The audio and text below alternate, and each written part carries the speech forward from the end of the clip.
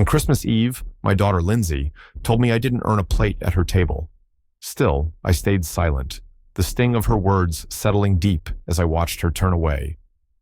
As the warmth of the room faded, the weight of her rejection grew heavier, like the cold plate in my hands. The sound of laughter around me only amplified the hollow ache in my chest. That night, I realized the truth. She'd taken from me more than I ever gave. The next day, I would make her feel the cost of her betrayal. Before the story begins, tell me, where are you watching from? I hope your day's gentle and calm. Please like, subscribe, and let's start our story together. Snow whispered across the quiet streets of suburban Nashville as Thomas Rivers pulled his old Chevy pickup to the curb. The headlights caught the gleam of Lindsay's modern house, polished stone, glass panels, and the glow of a Christmas tree that looked like it came from a catalog. He sat there for a moment, the engine ticking softly, hands resting on the Tupperware container beside him. Inside was his homemade brown sugar ham, his late wife's recipe. The smell filled the truck with memory. He took a deep breath, brushed snow from his jacket, and walked up the drive. Through the wide front windows, laughter drifted out, smooth, confident laughter, the kind that fills expensive rooms. When Lindsay opened the door, her smile was perfect for her guests, but faltered when she saw the container in her father's hands. "Dad, you didn't have to bring food. We've got catering," she said, voice tight, eyes flicking toward the living room, where well-dressed guests milled around wine glasses. "I just thought something homemade might fit right in," Tom replied, his tone easy, like he hadn't noticed the quick glance of discomfort. He stepped inside, the warmth hitting his face. The house gleamed, marble countertops, silver trays, lights arranged by some decorator's careful hand, the kind of place his calloused palms didn't belong in. He set the ham on the buffet table beside the perfectly plated hors d'oeuvres. From the corner, Ethan, her husband, offered a lazy nod. "Smells great, Tom. You really went all out," he said, his smile polite but hollow. Tom smiled faintly, pulling from his jacket a few small, carefully wrapped gifts, brown paper and twine, each labeled in his neat handwriting. "Little things," he said. "Didn't want to come empty-handed." Lindsay took them, her manicured fingers holding the packages as though they were fragile or inconvenient. "That's sweet," she said, tone sugar-laced with dismissal. She turned to set them near the tree, among glossy bags and bows that shimmered under designer lights. Dinner was announced with a flourish. Guests filled the long dining table, crystal glasses, folded napkins, shining silverware. Laughter and conversation flowed easily, but as plates were placed, a subtle hush fell. Lindsay's brow creased, scanning the table. "Oh," she said lightly, feigning surprise. "We're short a plate." Ethan's head turned toward the kitchen, as though the oversight were someone else's fault. Tom smiled faintly. "I can grab another from the cabinet." But Lindsay shook her head, voice careful, meant to sound innocent. "Oh, Dad, don't worry about it. There's hardly space here anyway. Why don't you sit in the den? There's a little table by the TV. You can still see us." The words hung there. For a heartbeat, no one moved. Someone at the far end of the table chuckled nervously. A woman murmured, "That's creative seating." Ethan gave a small, helpless shrug. "You know how these things get," he muttered, reaching for the gravy.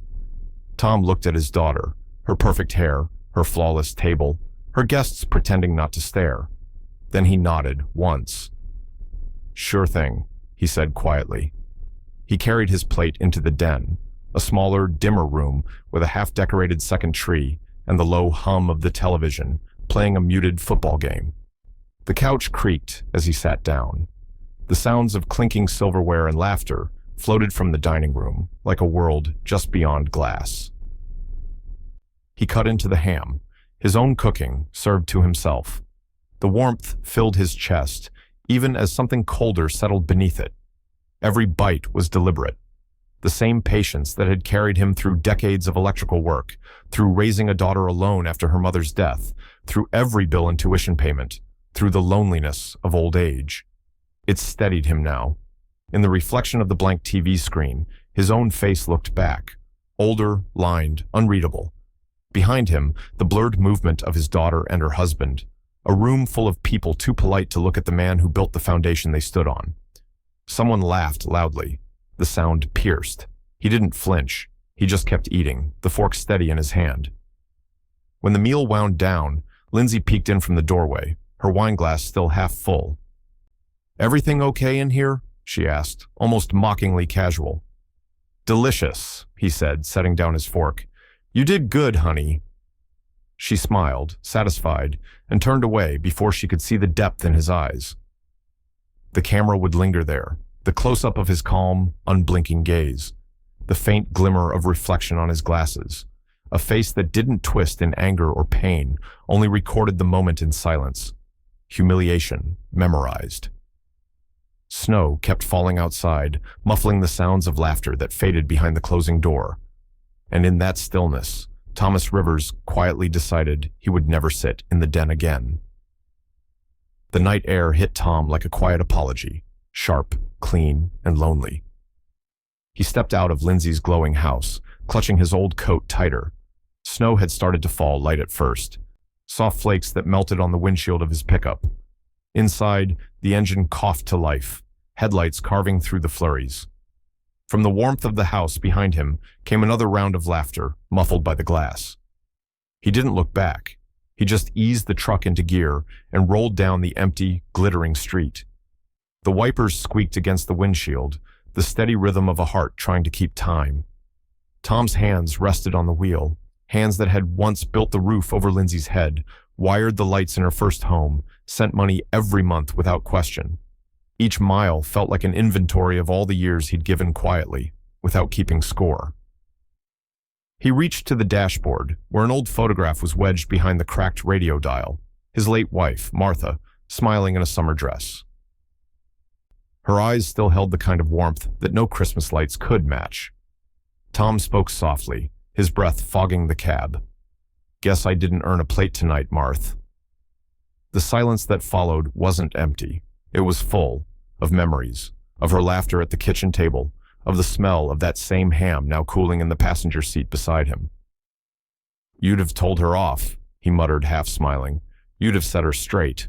His chuckle turned brittle. "But I suppose I raised her that way. Maybe I taught her too much pride." Snow thickened. The road blurred into white ribbons, quiet as regret. A country song hummed low from the radio, all steel guitar and loss. He turned it off halfway through. He didn't need music.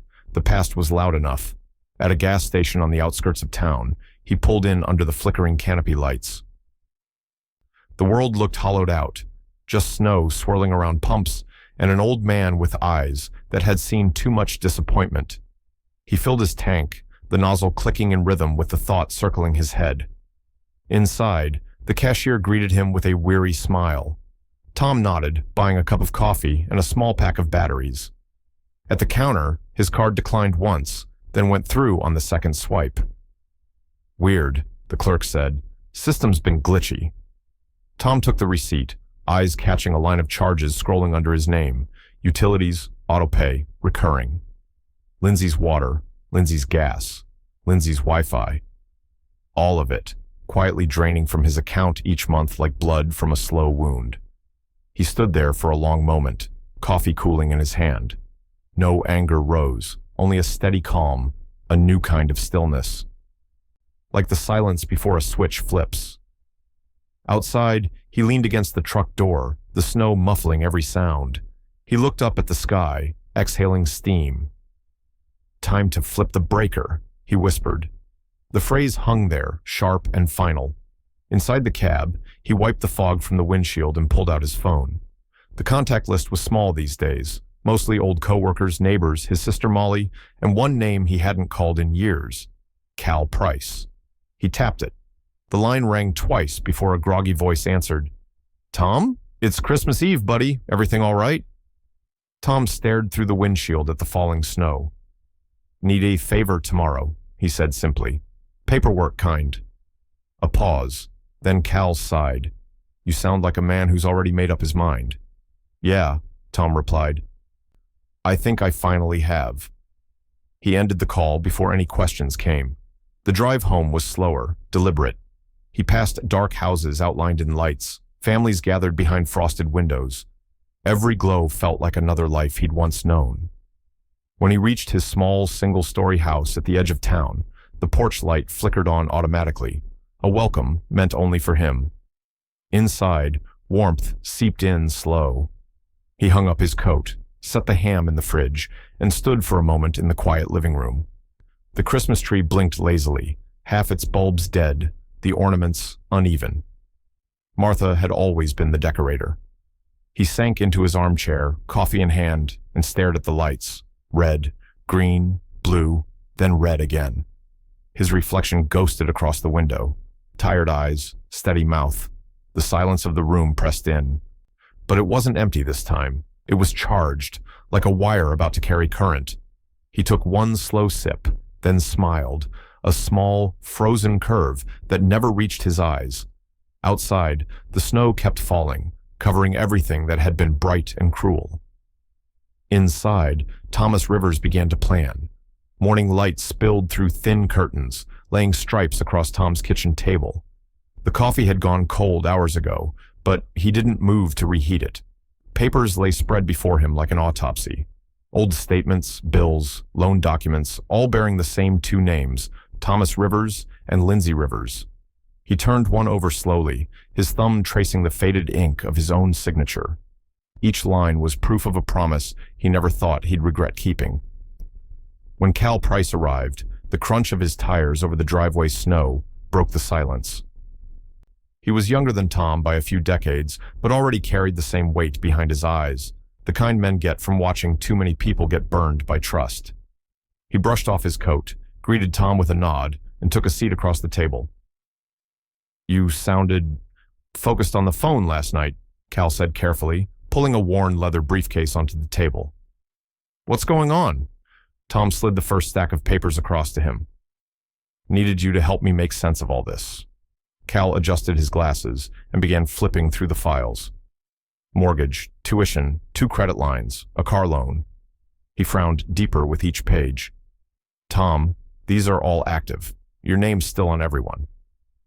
"I figured as much," Tom said quietly, leaning back in his chair. "Didn't want to believe it until I saw it." Cal paused, tapping a page with his pen. "You've been bankrolling her adulthood, Tom. Every bill that's got her name on it, it's sitting on your shoulders." Tom's jaw tightened. He stared out the window at the bare branches, glinting with frost. "Yeah," he said after a long silence, "and all I bought with it was my own disrespect." Cal looked up, studying him. "You sure you want to go down this road? Once you start pulling plugs, there's no taking it back. Family's complicated." Tom gave a dry laugh, half weary, half resigned. "Complicated? Cal, she told me I didn't earn a plate at her table. Guess it's time she learned where the table came from." The lawyer nodded slowly, then pulled out his laptop, the quiet hum filling the room. "All right then, let's start untangling this mess."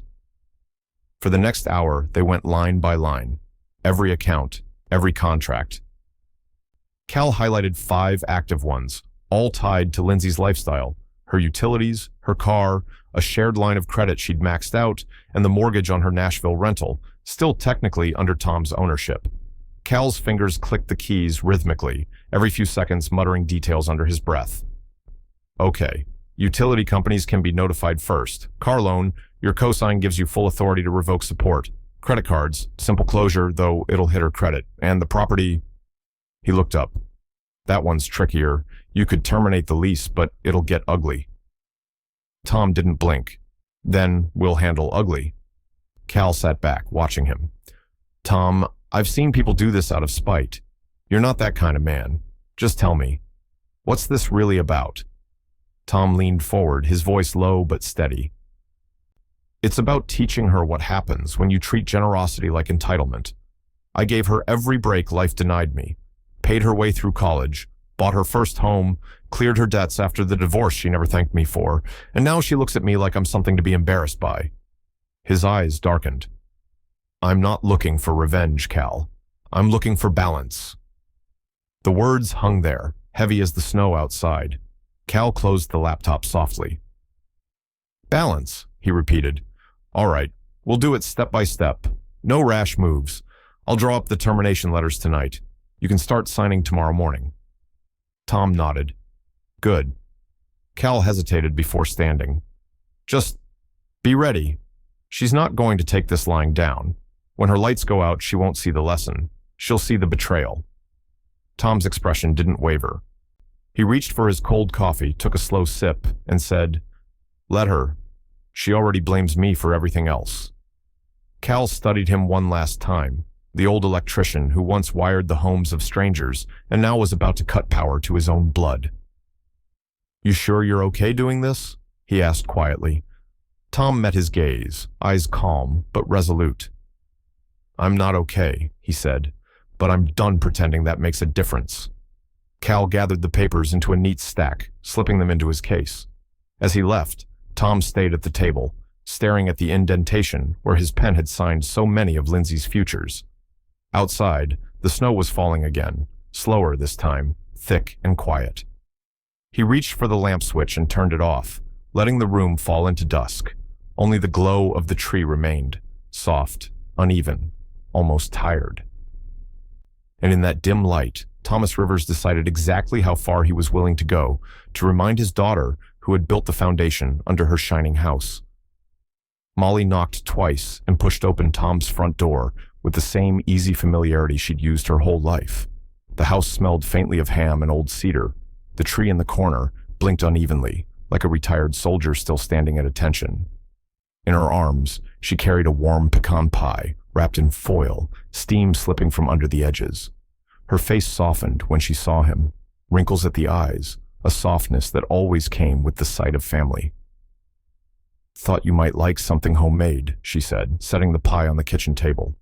She hung her coat, glanced around, and then stopped. The neat stacks of papers on the table, the open laptop, the look on Tom's face. Something quiet and serious had settled over the room. What happened, Tommy? She asked, using the childhood name that always eased him. He poured 2 mugs of coffee, hands steady, the motions practiced. He slid a folded napkin toward her and nodded to the papers. Christmas Eve, he said simply. You remember Lindsay's dinner? Molly's smile faltered. I do. She looked at the window where snow still clung to the sill and then back at him. She's a handful sometimes. She didn't mean... Tom shook his head, not unkindly. He told her everything. The sneer, the plate, the laugh in the dining room, the way Ethan didn't even look up. He spoke plainly, the words slow and orderly as the wiring diagrams he used to draw. Molly listened, pie forgotten beside her palm. When he finished, Molly reached across the table and took his hand. Oh, Tommy, she said, and for a moment the years peeled back and they were children again, sharing secrets on the back steps. You didn't deserve that. Not from her, not from anyone. She stood and began to move around the kitchen in that small, busy way she always did when she needed to think, arranging the napkins, straightening a crooked ornament. But Tommy, mercy, she began, voice soft. Mercy's what we do. You know that. Tom's laugh when it came was quick and brittle. Mercy needs memory, Moll, he said. She forgot. His fingers brushed the edge of a stack of documents on the table, utility bills, loan statements, the deed to the rental property with his name still clear across the top. I've been paying for everything for years. I can't keep pretending that's okay when she looks at me like I'm a guest at my own daughter's table. Molly's hands stilled. She looked at the deed, then back at him, the trouble gathering behind her eyes. Tom, don't do anything rash. She's your daughter. You gave her everything. Tom's face softened, the lines around his mouth deepening. I know, he said, and I don't regret helping when she needed it. But there's a difference between helping and being taken for granted. Sometimes a lesson is the only way someone remembers where they came from. Molly crossed to the small bookshelf and pulled down an envelope, the paper yellowed at the edges. What if you change your mind? She asked. What if this goes too far? Tom reached out and took the envelope from her hand. Inside was the title deed to his little house, the one with the sagging porch where he'd raised Lindsay and where Martha's photo still sat on the mantel. He set it gently on the table. That's why I need you, he said. His voice was low. For safekeeping, I want the deed in your name, temporarily. If anything gets messy, I don't want my home to be collateral damage." Molly's brow arched in surprise, comprehension dawning slowly. "You're putting your house in my hands," she whispered. The thought of it, his life, his shelter, moved to someone else made her cheeks flush. "Tom, you don't have to do that." "I do," he said simply. "I'm not reckless. I'm careful. But this has to be irreversible enough that they can't just call my bluff." He tapped the deed with a finger. "It's insurance, Moll. If I'm cutting power or ending leases, I don't want them coming after the roof over my head." Molly swallowed and reached for the paper as if it were fragile. When she held it, she felt the weight of the choice. Protecting him meant accepting the idea that he was about to wage a kind of war against his own blood. Her eyes filled for a second, not with fear, but with the raw recognition of what he'd endured. "You're really going to teach her Christmas the hard way, aren't you?" she whispered, more a statement than a question. There was a tone of awe in it now, threaded with worry and a little pride. Tom looked at his sister, the small, strong woman who'd always been the moral anchor of their pair. "If she learns to stand on her own, it'll be the best gift she ever got," he said. "If she doesn't, she'll be the only one at her table who doesn't know where the table came from." Molly folded the deed into her apron, pressing it into the inner pocket, as if tucking a child to bed. She moved to the kitchen counter, set the pecan pie down, and with hands that trembled ever so slightly, cut them both a slice.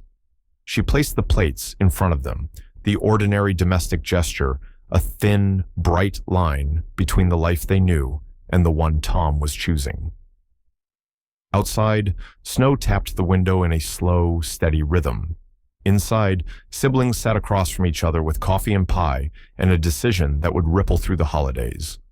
Molly leaned in and whispered, "Just promise me one thing. Don't let this make you cruel." Tom met her eyes, and for the first time since he'd walked out of that dining room, his face looked not only resolved, but humanly wary. "I won't," he said. "I don't want to be cruel. I want her to remember."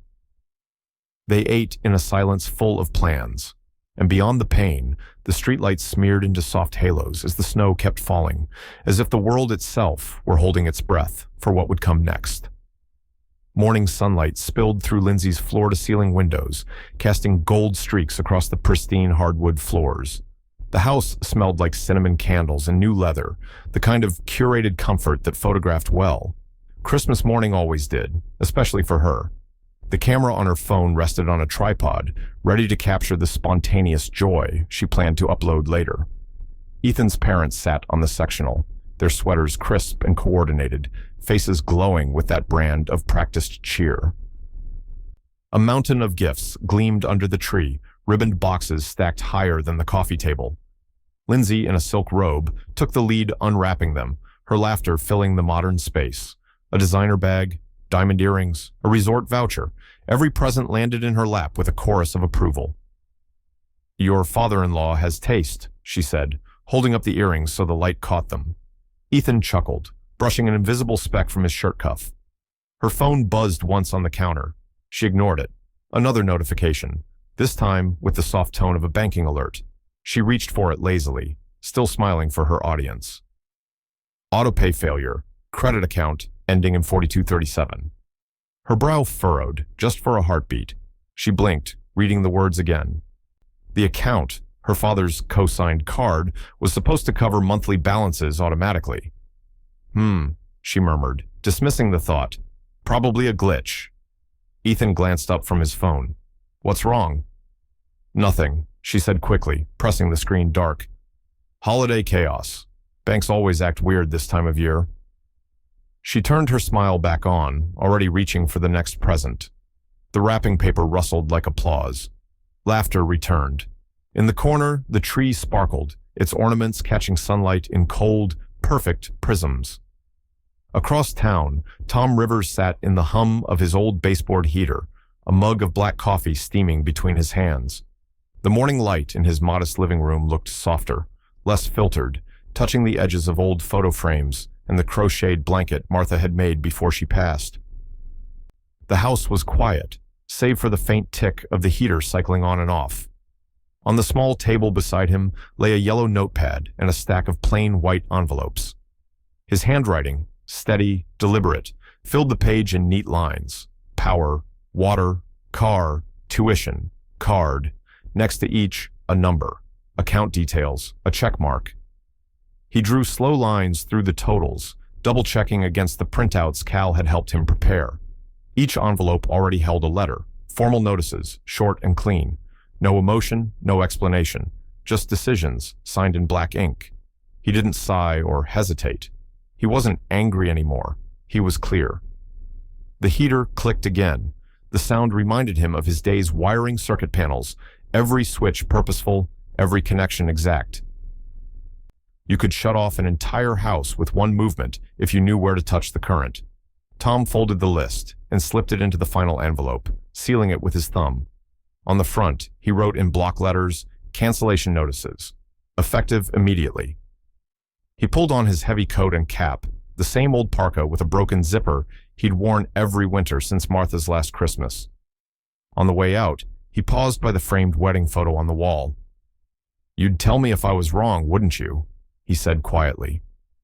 The photo didn't answer, but somehow he felt the room agree with him.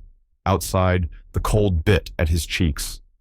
Snow drifted lazy across the empty street as he climbed into his truck. The ham tin from Christmas Eve still sat on the passenger seat. He drove in silence through town, the same streets he'd once driven Lindsay to ballet lessons on, the same gas station where he'd taught her how to check the oil. Memory tried to sting, but it couldn't anymore. The ache had cooled into something sharper, purpose. At the post office, the parking lot was nearly empty, the flag out front stiff in the wind. Tom carried the envelopes inside. The clerk, a young woman with tired eyes, smiled politely. "Merry Christmas," she said, stamping the stack. Tom returned the smile faintly. "Something like that," he murmured. The clerk dropped the letters into the outgoing bin. The sound, a dull flutter of paper against metal, felt heavier than it should have. As he turned to leave, a gust of wind pushed snow through the doorway. It swirled around his boots, bright against the worn floor tiles. For a moment, Tom looked back at the bin, the envelopes barely visible under the others. They were gone now, carried into motion. Outside, he stood for a second on the steps, watching his breath drift away in slow gray clouds. His voice came out quiet, almost like a prayer. "No anger," he said to no one, "just arithmetic." He walked back to his truck, snow creaking beneath each step. Behind him, the post office doors swung shut with a soft thud, final, absolute. And as the camera would fade, the faintest smile touched his lips. Thin, unreadable, the look of a man who just pulled the first wire from a circuit, only he understood. The morning after Christmas carried that strange, heavy quiet. When the wrapping paper's gone, the lights have dimmed, and the house feels too clean. Tom sat by the window with his second cup of coffee, watching the neighborhood thaw under a pale winter sun. The mail truck rumbled past, leaving tire marks through the melting snow. Somewhere in town, his letters were being opened one by one, clean pieces of paper, typed and signed, each one pulling a string that had been tied around his life for far too long. He didn't feel joy, just stillness, like a current finally redirected. The phone on the kitchen counter started to buzz, vibrating against the formica like a wasp trapped in a jar. Tom didn't move at first. He recognized the number, Ethan's, and took one slow breath before picking up. "Morning," he said, voice calm, almost friendly. Ethan's tone came sharp, cutting through the line. "Tom, what the hell did you do?" Tom blinked, leaned back in his chair. "Excuse me?" "Our Wi-Fi's off," Ethan barked. "The whole system, router, security cameras, thermostat, all offline. You cut it?" Tom stirred his coffee, the spoon clinking against the mug. "Maybe you didn't pay your bill," he said evenly. There was a pause on the other end, then a scoff that tried to sound confident but came out frayed. "Don't play games with me, Tom. It's in your name. You know damn well how this works." "Not anymore," Tom said. The line went dead silent, just the faint hum of distance. He could almost hear Ethan blinking on the other end, trying to calculate how much power had just shifted. Hold on, Ethan finally said, voice lower, struggling for control. You can't just… Tom, that's our home. Lindsay's home. Your daughter. Tom looked out the window, watching a crow land on the fence post. Is it? He said softly. Funny. Didn't sound like it last week when I was eating dinner alone in the den. Ethan's breath hissed through the receiver. This is insane. You're overreacting. It's just the Wi-Fi. We'll get it fixed. Good idea, Tom replied, setting his mug down gently. Might need to make a deposit first. They'll be expecting your payment. Tom, listen. But the words came too late. Tom pressed his thumb to the red button and ended the call. The silence that followed filled the kitchen like air after thunder. He didn't smile. He didn't flinch. He just sat there, the phone cooling in his palm. It was done. The first wire cut. The first switch flipped. He exhaled slowly, shoulders easing for the first time in days. The heater clicked on behind him, filling the room with its low hum. Outside, the snow had almost melted from his porch steps, leaving dark streaks of wet wood. Tom got up, opened the back door, and stepped into the crisp air. The sound of a distant chainsaw buzzed from somewhere down the block. A neighbor trimming branches, a sound he'd heard 1,000 times. But today it carried differently, final, satisfying. He stood there for a long while, thinking not of revenge, but of fairness, something long overdue. He'd spent his whole life fixing things, wiring broken panels, patching roofs, keeping people's lights on. Now, for once, he was letting something stay broken. The phone buzzed again on the counter. Same number. He didn't move. The ringing went on, echoing through the small house, until it stopped on its own. He went back inside, poured what was left of his coffee into the sink, and rinsed the mug. Routine movements. The kind of calm that comes after a storm you decide not to run from. On the table, a folded copy of the day's newspaper sat unopened. He reached over, flipped it open just to the classifieds. Habit, nothing more. But he didn't read it.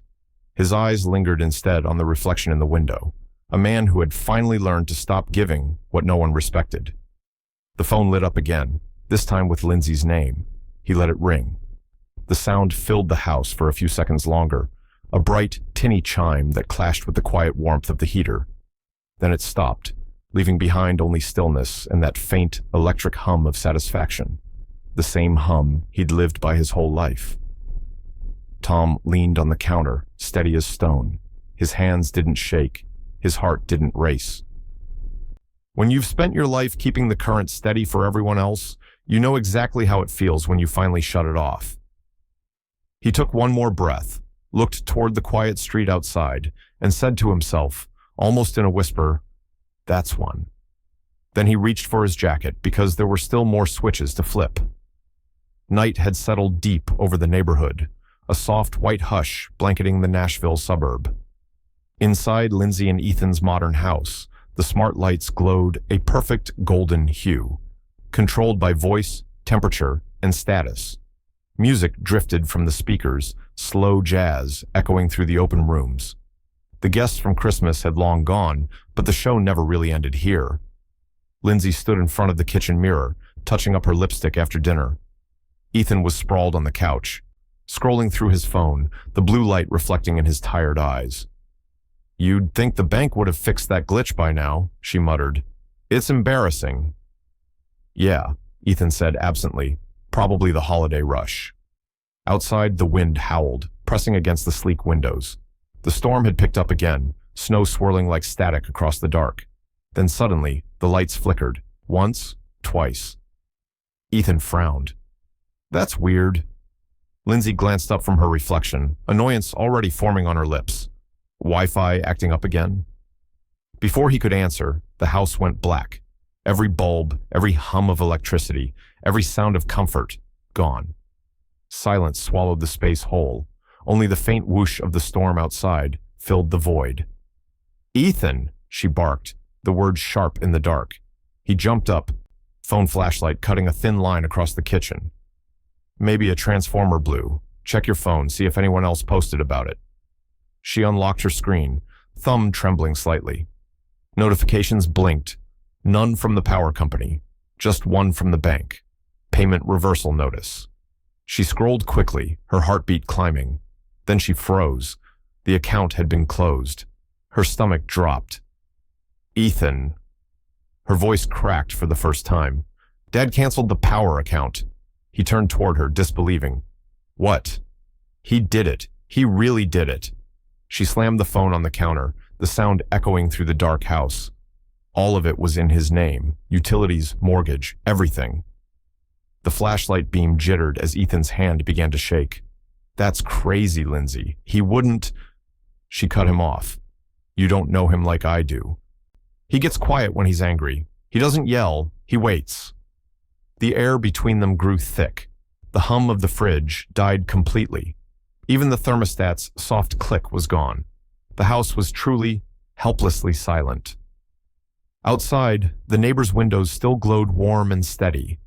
One by one, heads began to turn toward the river's home, an island of darkness in a sea of light.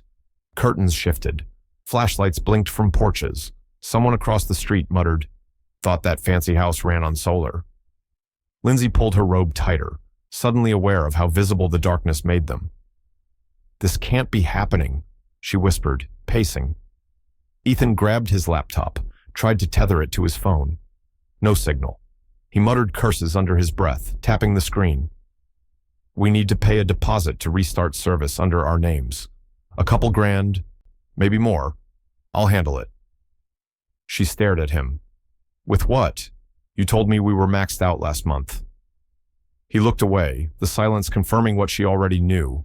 The storm outside grew louder, wind brushing the windows like fingers. Lindsay's voice rose to a brittle edge. "He's humiliating me. Everyone can see our lights are out. Everyone." Ethan said nothing. He just stared at the dead switch on the wall, jaw tight, the glow of the phone flashlight casting hollow shadows across his face.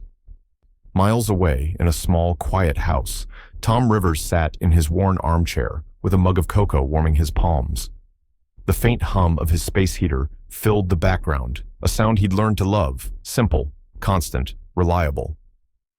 On his laptop, the local outage map glowed. One single red dot blinked amid a field of blue. Lindsay's address. He didn't smile, not fully. His lips curved slightly, just enough to reveal the edge of something bittersweet. The cocoa steamed in the lamplight as he whispered, "Merry Christmas, sweetheart."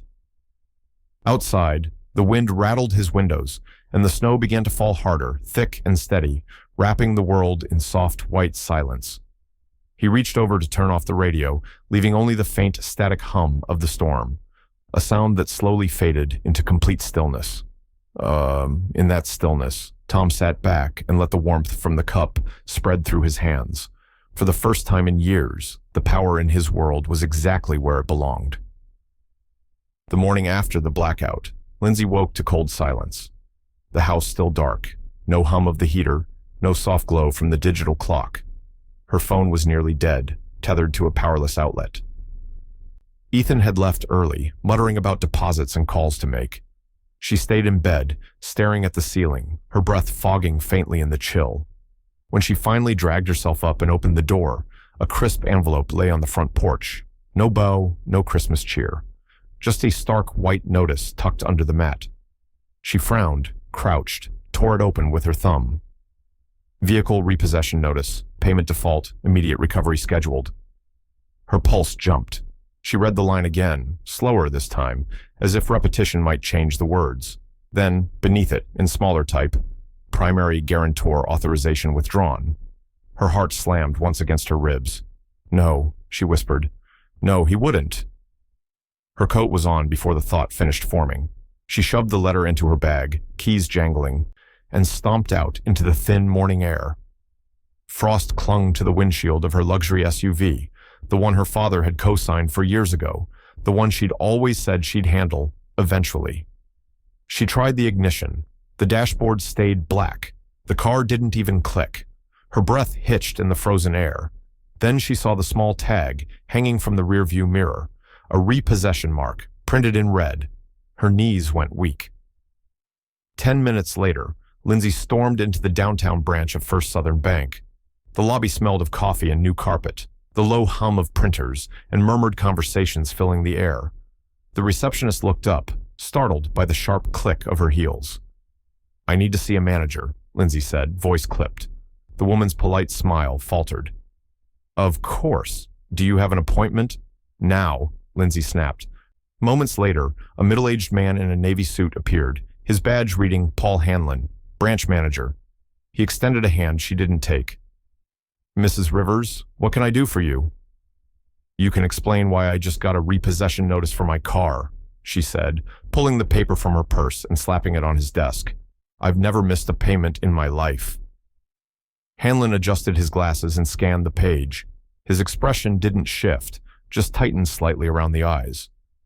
"Yes, I see. It appears the primary guarantor on your loan, Thomas Rivers, has withdrawn his authorization and canceled his co-signature. That automatically defaults the loan under your current credit." Lindsay stared at him, eyes wide. "He can't do that." "I'm afraid he already did," Hanlon said gently. "The paperwork was processed yesterday afternoon." Her voice rose. "Then reverse it. He didn't mean it. There must be some kind of mistake." "I'm sorry," he said again, calm as stone. "There's no reversal without the primary's consent. The vehicle will be recovered this week unless full payment is made in advance." Lindsay's throat tightened. "This is ridiculous. He's my father. He can't just—" Hanlon's gaze softened, but his words stayed professional. "I understand this is difficult. Maybe you can reach out to him, work something out privately. But for now, the account is frozen." The word frozen seemed to echo through the quiet office, sharp and merciless. Around them, heads turned. Tellers pretended not to listen. A woman waiting in line glanced over, pity mixing with curiosity. Lindsay's face flushed crimson. "Do you have any idea who I am?" she hissed. "My husband works in finance. My family—" Hanlon cleared his throat. "Ma'am, please lower your voice." She slammed her purse shut. "You'll regret this," she muttered, stepping back, her heels clicking too loud against the tile. Two security guards appeared near the exit, calm, polite, practiced. "Ma'am," one said softly, motioning toward the door. Lindsay froze for a second, staring at the onlookers, then turned and walked out, chin high but eyes glassy. The sunlight hit her like a slap. She blinked hard, breathing shallowly. Across the parking lot, a truck slowed near the intersection, a faded blue Chevy with rust along the bumper. She knew that truck, every bolt and dent of it. Her father's silhouette sat behind the wheel, one hand steady on the steering, eyes hidden behind his glasses. Their eyes met for half a second, long enough for recognition, too short for words. Then the light turned green, and the truck rolled on. Lindsay stood rooted to the curb, her reflection rippling faintly in the bank's glass doors behind her. The repossession notice crumpled in her hand. The cold wind carried the faintest scent of exhaust and snow. For the first time, she realized just how much of her life had been running on someone else's current, and how quickly darkness spreads once the power's gone. By mid-morning, Tom's landline had rung so many times that the sound had blended into the background, a shrill reminder that his quiet act had become loud in the world outside his small house. On the other end of the latest call, Ethan's father's voice cracked like dry wood. "You've lost your damn mind, Tom. Do you have any idea what you've done to them?" Tom leaned against the counter, calm as the snow outside. The corded phone rested between his shoulder and cheek, his hands steady as he stirred sugar into his coffee. "I imagine they're sitting in the dark," he said quietly. "They're humiliated," the man barked. "Lindsay's crying. Ethan's trying to keep up with all the bills you pulled out from under them. What kind of father does that to his own child?"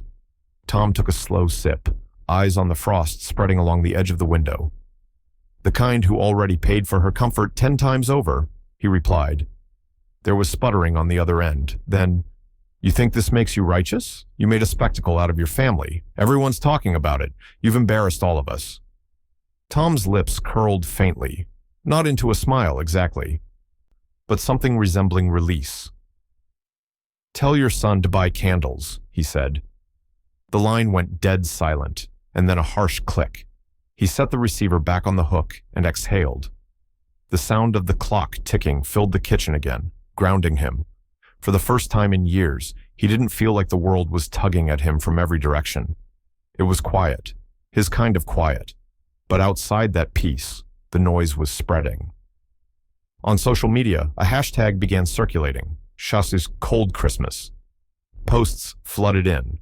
Blurry photos of Lindsay's darkened house, a neighbor's caption about the retired electrician who cut his daughter's power, a mix of jokes, outrage, and awkward admiration. Some called him cruel, others called him a folk hero. Memes appeared before noon, his face photoshopped onto Santa Claus, carrying an unplugged cord instead of a gift bag. Molly called around lunchtime. The first words out of her mouth were a sigh. "You're trending, big brother." Tom chuckled softly, turning down the TV that had been quietly broadcasting the local news. "Guess I'm famous now." "It's not funny," she said, though her tone wasn't entirely scolding. "Half the internet thinks you're the Grinch. The other half wants to make you a saint. Lindsay's name is everywhere." He leaned back in his chair.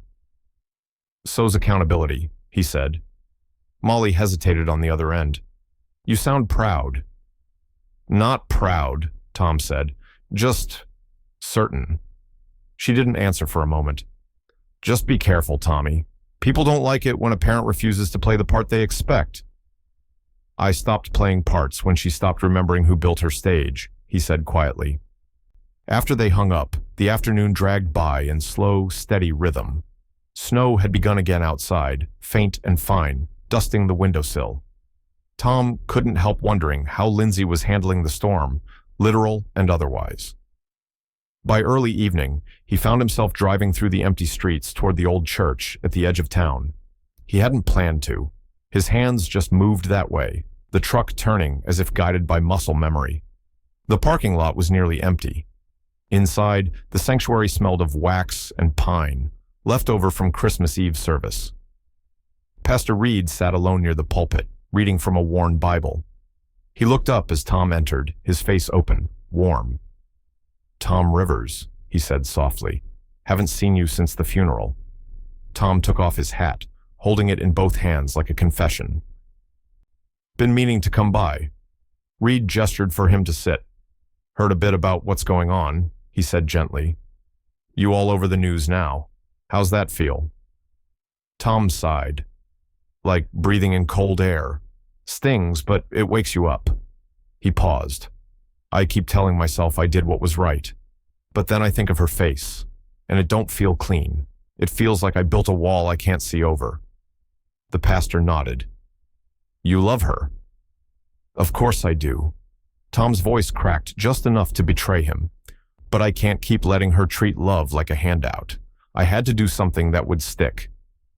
Reed closed the Bible, hands folding atop it. "Discipline," he said softly, "is still love, Tom. It's just the kind that hurts both sides before it heals." Tom looked up, eyes glossy in the candlelight. "So, I'm not wicked?" Reed shook his head. "You're human. And that's enough." They sat in silence for a long moment, the old church creaking with the wind outside. When Tom finally stood to leave, he felt neither lighter nor heavier, just balanced, the way an even circuit hums when every line finally runs true. Outside, the snow was thicker now, turning the streetlights into glowing halos. He paused on the steps, breath clouding in the cold. Somewhere across town, another post about him was being shared, another opinion formed. But here, under the steady snowfall, the noise didn't reach. He pulled his hat down, climbed into his truck, and started the engine. The heater clicked on, slow to warm. His hands gripped the wheel, steady as ever. He didn't know it yet, but the next move would make the noise impossible to ignore. The week after Christmas crept by slow and gray, like the sky itself was holding its breath. Snow had turned to slush, the holiday lights across the neighborhood dimming one by one. Inside his small living room, Tom sat at his desk, rereading the final document in the tidy stack Cal had prepared for him. Notice of lease termination, 30 days. The signature line at the bottom was already filled in, his handwriting steady and sure. The property in question, Lindsay and Ethan's rental, still legally belonged to him. He had purchased it years earlier as an investment, though everyone knew who had really benefited from it.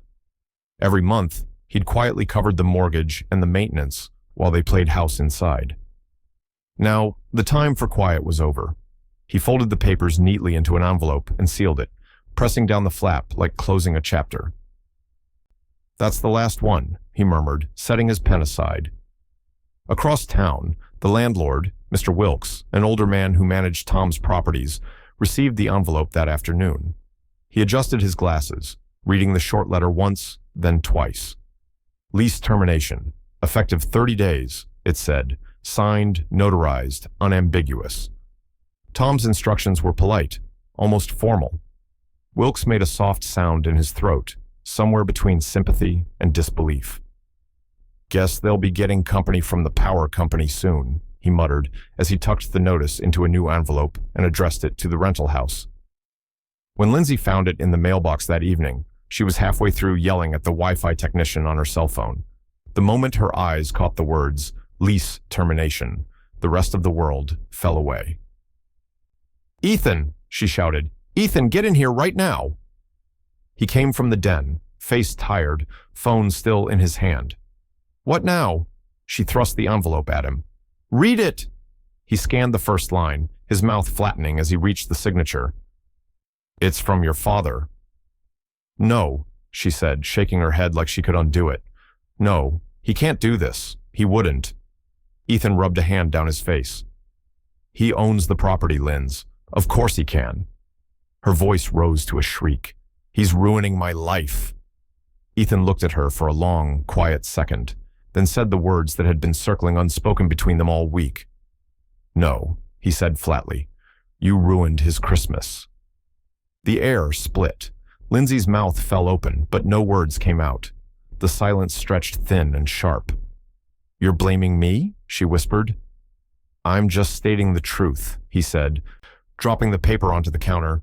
"You pushed him too far. He's been paying for everything, and you treated him like..." "Like what?" she snapped. "Like a burden? He is a burden. He could have just stayed out of our lives." Ethan's laugh was low and bitter. "Our lives? These walls, that car, those credit cards. All his money, Lindsay. Every piece of it. You didn't just invite him into your life. You built your life on him." Her eyes flashed, filling with tears she refused to let fall. "You think I asked for that?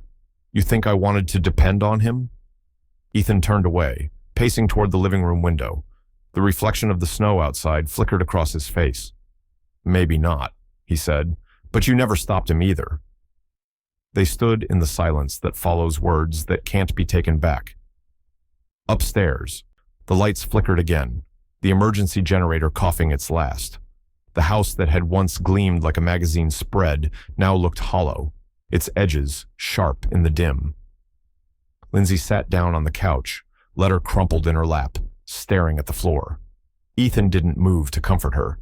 He just leaned against the wall, arms folded, the distance between them heavier than the cold. Hours later, a truck rolled slowly down their street. Tom kept his headlights low, his window cracked just enough to let in the cold air. Through the windshield, he could see the house, his house, dimly lit, the faint outline of moving boxes already stacked near the front window. He didn't feel triumph. What he felt was quieter, heavier, threaded with ache. A father's victory never felt like victory at all. For a moment, he thought about stopping, about knocking on the door, about saying something, anything. But what words could fix what pride had already broken? Instead, he watched the snow swirl in the beam of his headlights and let the truck idle. Through the frosted glass, Lindsay passed by the window carrying a box. Her face was pale, her shoulders hunched. Ethan followed behind, silent. Tom's eyes lingered for one heartbeat longer. Then he reached for the heater dial, turned it up a notch, and let out a long breath. A half smile tugged at the corner of his mouth. Not joy, not satisfaction. Just the faint, weary acknowledgement that what was done couldn't be undone. Half smile, half ache. He shifted the truck into drive and rolled forward into the falling snow, leaving the house and everything it once meant behind him in the mirror. By the following week, the story had caught fire. What began as whispers across a Nashville suburb had swelled into headlines that reached beyond the city. The first article came from the Nashville Chronicle, its title bold and deliberate, Retiree cancels daughter's life overnight. The piece ran with a stock photo of snow-covered driveways and one grainy image of Tom's blue pickup parked outside his modest home. It told the story in broad strokes: Christmas humiliation, power cutoffs, repossessions, eviction notices. The details were thin, but the tone was sharp, the kind meant to draw clicks. By noon, the phones in Tom's house started ringing again. He didn't answer the first few, or the next few. Finally, one persistent number flashed again and again until he picked up. "Mr. Rivers." The voice was brisk, professional. "This is Emily Langston with the Chronicle. I'd love to get your perspective on the story we're running. It's quite the talk around town." Tom leaned back in his chair, staring at the muted TV across the room. The screen was filled with scrolling headlines: his name, his daughter's photo, words like revenge, estrangement, moral reckoning. "Not interested in talking," he said simply. Emily hesitated, her tone softening. "Sir, people are divided. Some think what you did was justified, others think it's extreme. Don't you want to tell your side?" Tom's eyes drifted to the window, where frost curled along the corners like creeping vines. "Silence tells it just fine," he said. "But—" He ended the call before she could finish. He let the receiver rest on the counter for a long moment, listening to the faint hum of the heater and the ticking clock on the wall. The quiet was a kind of company now, honest, loyal. When he finally turned on his computer, the article had already gone national. Every outlet had its spin: father's financial fury, the cold Christmas lesson. Comment sections pulsed with opinions. Good for him. Maybe she'll finally grow up. This is abuse disguised as a moral stand. Respect is earned, not inherited. Imagine being so vindictive you ruin your own child. He scrolled slowly, his face unreadable. Each sentence was a noise he'd already anticipated. Half the world thought him a monster. The other half thought him a martyr. Neither version felt real. On the mantel beside him, a framed photo caught his eye. Martha, smiling in the sunlight, holding baby Lindsay in her arms. That picture had been taken the summer after he wired their first little house, the one he built with his own 2 hands. The girl in her mother's arms had looked up at him that day and giggled when he leaned down to tickle her feet. The memory surfaced now like a ghost, soft and cruel all at once. Tom picked up the frame, thumb brushing over the glass. The reflection of the TV flickered against Martha's face. "I know," he whispered. "I know you'd tell me to stop before it gets too far." His voice trembled at the edges, then steadied. "But she has to learn, Marth. She has to remember what love costs before it's gone." He set the frame back down carefully, the click of it against the wood sounding louder than it should have.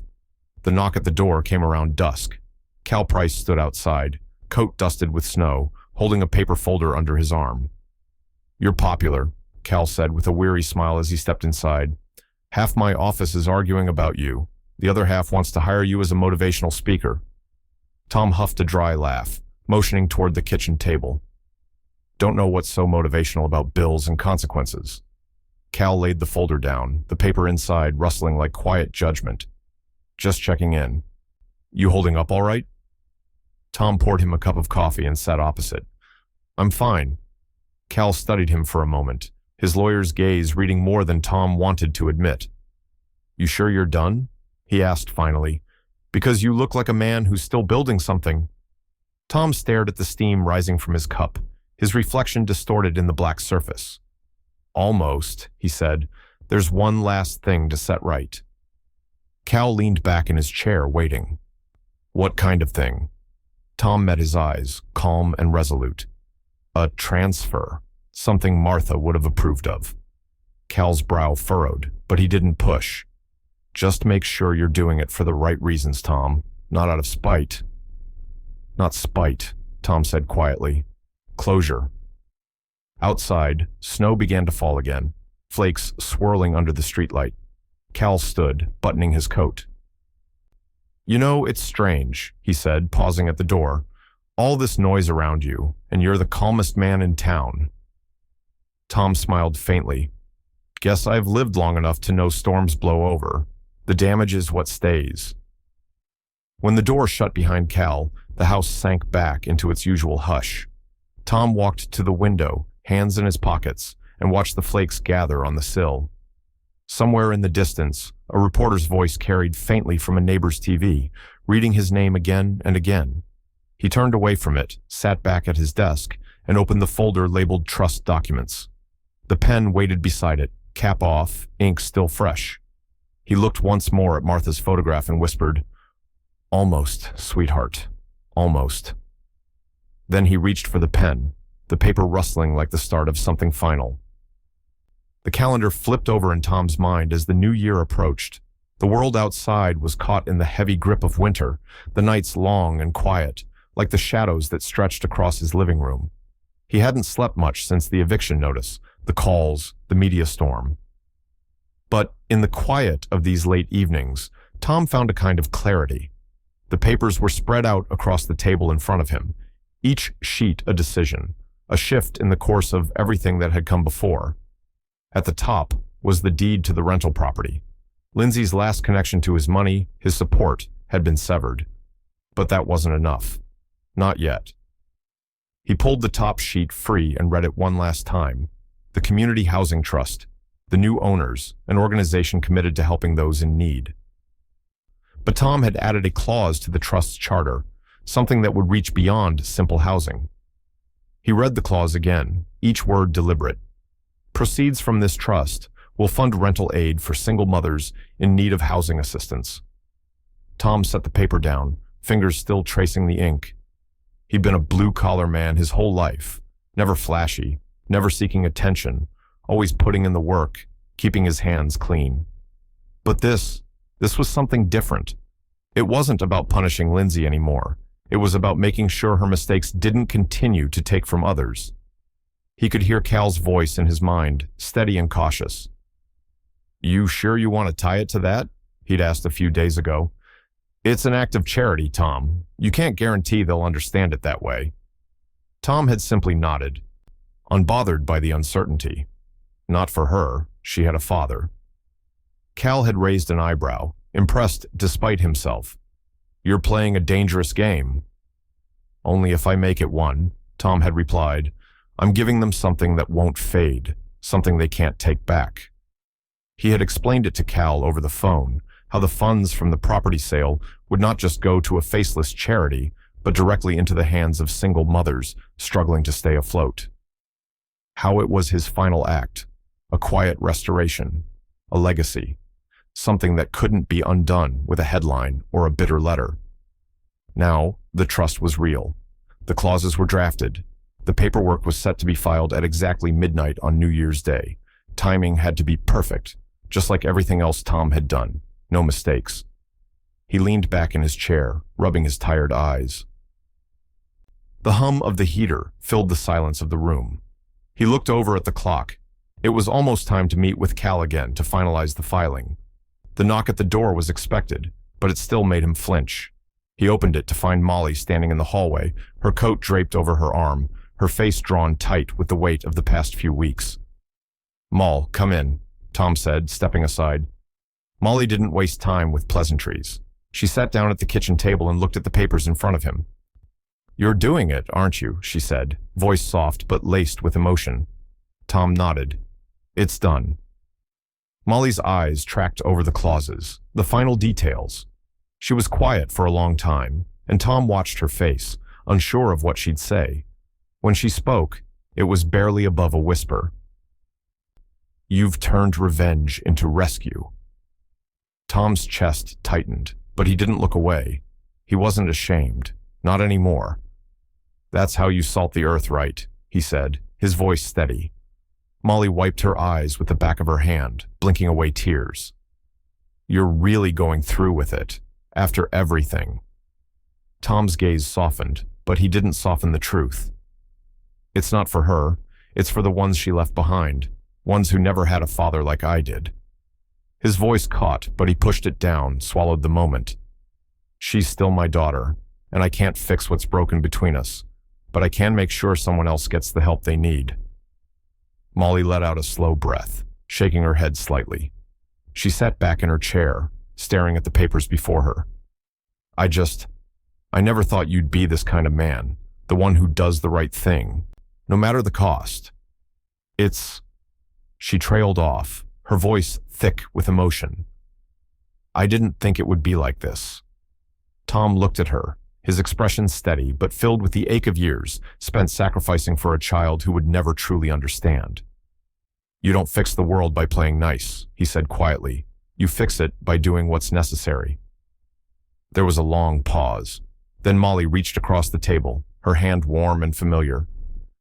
I don't know if I'd have the strength to do what you did. You don't need to, Tom said with a half smile. I'm not asking anyone to follow my path. I just had to take it. Molly squeezed his hand and stood up, heading toward the door. I'm proud of you, she said softly, her voice barely audible in the stillness of the room. Tom watched her go, the door clicking shut behind her. He stood up, moving toward the desk where the trust papers sat ready for filing. The clock read 11:57 p.m. In 3 minutes, everything would be official. The paperwork would be signed, the funds would be directed, and the trust would be a real thing, something Lindsay could never take back. And somewhere, down the road, a mother who had never met Tom would sleep a little easier knowing she could afford a place to stay.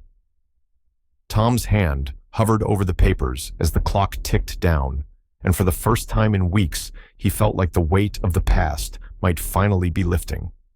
The final transfer was only a breath away. The knock on the door came when the afternoon light had already started to fade and the shadows stretched long across the living room floor. Tom hadn't been expecting anyone. In fact, he'd been purposefully avoiding the front porch, hoping the world would leave him alone. But the knock was insistent, sharp against the quiet of his house. He didn't need to look through the peephole to know who it was. When he opened the door, Lindsay stood in front of him, disheveled and shaking, her eyes rimmed red. Her usually impeccable hair hung loose, tangled in a way that made her seem smaller, more fragile than he had seen her in years. The polished, confident woman he'd known for so long was gone. "Dad," she whispered, her voice cracking as she looked up at him. "Dad, you humiliated me." The words, those same ones she'd used at Christmas, echoed through him like a slap. He had expected anger, expected shouting. But the way she said it, broken, hollow, like a deflated balloon, caught him off guard. It didn't feel like the daughter he once knew. It felt like someone desperate. Tom didn't flinch. His eyes didn't leave hers, his face still as the worn chair he'd been sitting in moments ago. "Funny," he said, his voice low and steady, the words slipping out as if he had said them 1,000 times before. Same word fits Christmas Eve. Her face twisted at the reference, her lips trembling as she struggled to keep it together. She swallowed hard, stepping into the house without being invited. Her shoulders slumped like the weight of the world had settled on them. Tom watched her, impassive. The sight of her, this version of her, stirred something deep inside him, but he didn't let it show. Not anymore. She walked into the living room, looking around the same space she had walked through 100 times, but now with an unfamiliar air of defeat. The furniture was the same, the photos on the walls unchanged. But the air felt different, colder somehow. "I don't know what you think you've done," Lindsay began, her voice gaining strength, "but I can't do this alone. I can't fix everything by myself." Her words rushed out, frantic. I need help. Just a little." Tom didn't move. He stayed in the doorway, watching her. For a moment, the silence between them was thick, almost unbearable. Then he spoke, his voice calm, no sign of the anger he felt still bubbling under the surface. "Partial help," he repeated, his eyes narrowing slightly. "You mean I should keep funding your life like I've been doing? For what? Another few months? Maybe a year? So you can turn me into a joke again?" Lindsay's face flushed, and she took a step back, trying to regain her composure. "No," she said quickly. "I didn't mean that. I just need a little breathing room. I need some space to figure things out. I can't—" She choked on the words, her breath hitching. "I can't lose everything, Dad. I need you to help me, please." Tom's chest tightened, but he didn't let his expression falter. He'd given her too many chances, too many years of backing her up, of smoothing over her messes. But not anymore. Not after the way she had treated him, after everything. "No," he said firmly. "I can't help you anymore, Lindsay. Not like this." Her eyes widened, a flicker of disbelief crossing her face. "What do you mean? You have to—" "I'm offering you one thing," Tom said, cutting her off before she could finish. He stepped toward her, his gaze unflinching, his voice quieter now, almost gentle. "A budget plan. And an apology. Not from me. From you." Lindsay's face went pale, her mouth trembling as she took a step back, shaking her head in disbelief. "You're kidding." "No," Tom said, his voice sharper now. "I'm not kidding. You're not a child anymore. You're an adult, and you're going to start acting like one. You want my help? You'll do what's right first. Apologize for everything. Then I'll help you, not a moment before." The room seemed to close in around them. Tom could see the war of emotions raging inside her. Pride, shame, anger, fear. She wanted to fight him. She wanted to yell, but she didn't. Instead, she turned away, her hand gripping the doorframe as if it could steady her. "I can't believe this," she whispered, almost to herself. "You're really doing this, after everything I've been through." "You're right," Tom said, his voice flat. "You've been through a lot, but none of it was my fault. And none of it was my responsibility to fix." Lindsay turned back, her eyes filled with unshed tears. "I can't do it alone," she said, her voice cracking. "You've been doing it alone for a long time," Tom replied, his words gentle but firm. "And you'll keep doing it until you learn how to stand on your own." Lindsay's shoulders sagged. She blinked rapidly, trying to hold back the tears, but they slipped free, streaking down her face.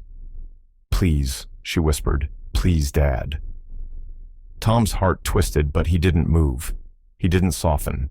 He couldn't. Not this time. Lindsay wiped her eyes, turned on her heel, and stormed out of the house. The door slammed behind her with a force that rattled the windows. Tom stood in the quiet aftermath, watching her car pull away from the curb. For a moment, it seemed like she might stop. Might turn around and come back, swallow her pride, apologize, but instead her car fishtailed down the street, tires screeching in the snow as she sped off into the night. Tom stood there for a long time, watching the taillights disappear around the corner. He felt a strange mixture of relief and something else, something deeper, more painful, that didn't have a name. He exhaled slowly, and in the quiet that followed, he realized he had just lost her for good. It was late February when the first signs of change began to settle into the house. The snow had turned to slush, and the mornings no longer felt so still. For weeks, Tom had avoided the news, avoided the calls, the letters, the outside world that seemed to be steadily closing in on the wreckage his daughter had left behind. But on a crisp, quiet afternoon, the envelope arrived. He saw the return address, Lindsay's lawyer, and for the briefest moment, his heart stuttered in his chest. It wasn't the first letter he'd gotten in the last few months, but this one felt different. This one carried a weight he hadn't anticipated. Tom opened it slowly, the paper thin but firm. As his eyes scanned the divorce filing, the words didn't surprise him. They just hit him harder than he expected. Lindsay Rivers fees Ethan Rivers. The letter was clear. The marriage, strained by mounting financial ruin, had reached its breaking point. Ethan, it seemed, had finally made the decision to leave, unable to carry the weight of their debts, their lies, and their collapsing future. Tom sat back in his chair, the divorce papers still in his hands. A strange wave of relief washed over him, like a door closing, finally ending a chapter that had been hanging open for too long. But then there was something else, something darker. It was done. Ethan was gone. The man who had been more a fixture in Tom's life than a son-in-law had exited the picture, leaving Lindsay standing alone with nothing but the mess she'd created. Weeks passed, and Lindsay moved into a friend's house in a cramped apartment on the edge of town, far from the life she'd built with Ethan. Tom didn't hear from her, not that he expected to. The last time they'd spoken, her voice had been filled with bitterness, accusations, and a deep hurt she refused to acknowledge. The house that had once held laughter, arguments, and the sound of footsteps running through the hallways now felt quieter, emptier. In the silence, Tom worked. He stayed busy. He kept his mind focused on the tasks ahead, the ones that mattered. Fixing the house, managing his small properties, keeping his routine intact. One Saturday afternoon, Tom was working in his shed when the knock on the door came. Molly stood on the porch, carrying a small cooler, her face warm in the late afternoon light. She didn't ask permission. She just came inside. "I thought I'd make you something warm," she said, setting the cooler on the table and pulling out a pot roast, potatoes and carrots. "It's been a while since you've had a decent meal." Tom's stomach growled quietly, but he didn't respond. He hadn't realized how long it had been since he'd had anything other than a quick sandwich or coffee. They ate in silence, the kitchen lights flickering softly above them. Molly watched him between bites, her gaze soft but steady.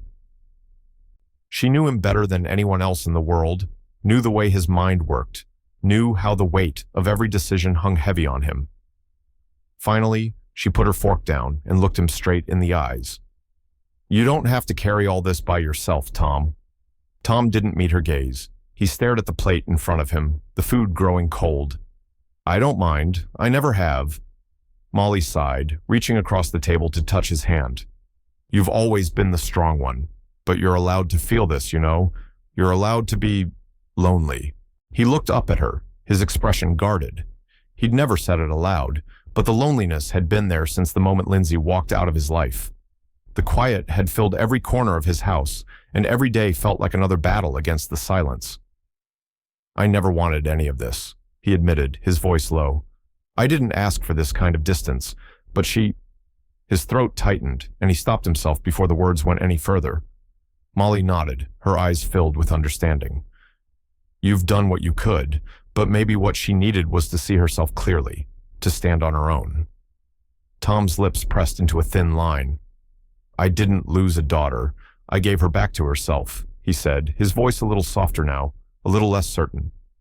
Molly's eyes welled with unshed tears as she reached for his hand again.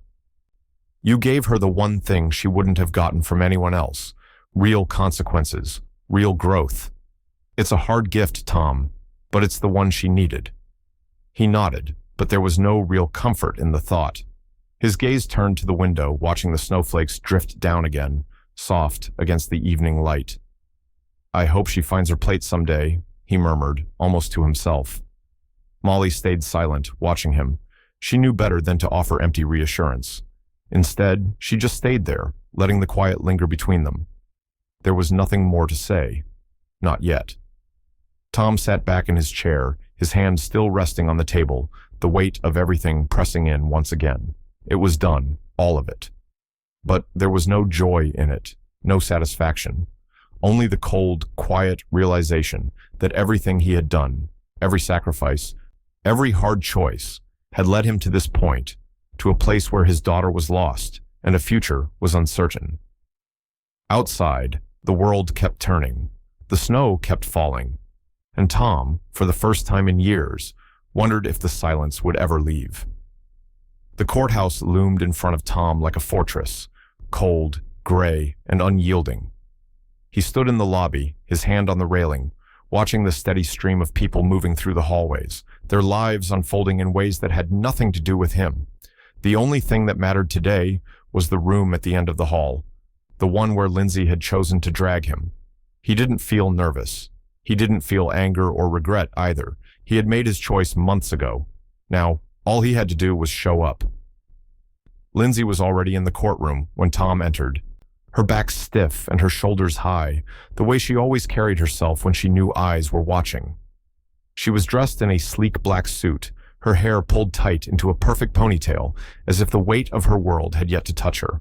She looked like a woman who believed she was still in control, still the one calling the shots. But today was different. Tom could feel it in the air, thick with the anticipation of something that was about to break. He could see it in her eyes when they met across the room. She wasn't as composed as she had been in their last confrontation.